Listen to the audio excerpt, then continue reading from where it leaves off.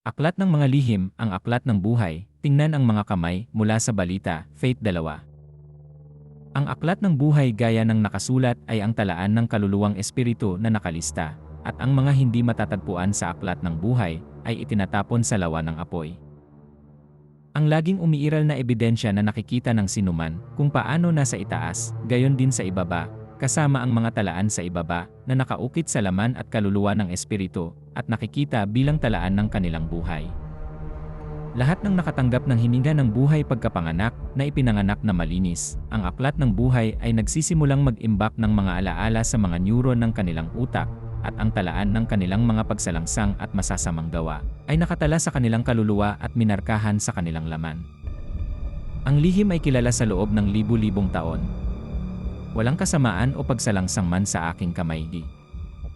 Nasusulat at nalalaman na ang kamay ay ebidensya ng kasamaan o paglabat. Sa kasalukuyan, ang lihim na ito ay pinigilan noon ng relihiyon. Ginawa ito upang maiwasan ang pagkaalam ng katotohanan dahil hahayaan nito ang sinuman na baguhin ang kanilang kapalaran. Ang teknolohiya ay nagbigay sa mundo ng pagkakataong makita ang mga politiko, kilalang tao, at mga sikat na walang kamalayan sa kanilang kapalaran.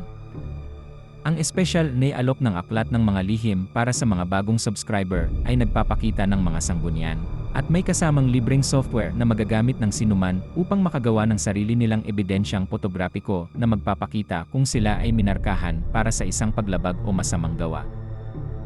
Kahit na pinopromote at nakikita ng napakaraming tagahanga, wala silang kaalam-alam sa kanilang ipinapakita sa tuwing ipinapakita nila ang kanilang mga kamay. Ang mga kahihinatnan ay inilalarawan sa nakasulat na salita, at marami ang nananampalataya. Ngunit kung walang kabuluhan ang kanilang mga pagsisikap ay mawawalan ng saysay, dahil ang kanilang mga palad ay ebidensya ng kanilang kapalaran. May mga taong nagsasabing pinagsisisihan nila, ngunit nananatili ang ebidensya, para makita ng lahat at maunawaan ang mga bunga ng pagpili.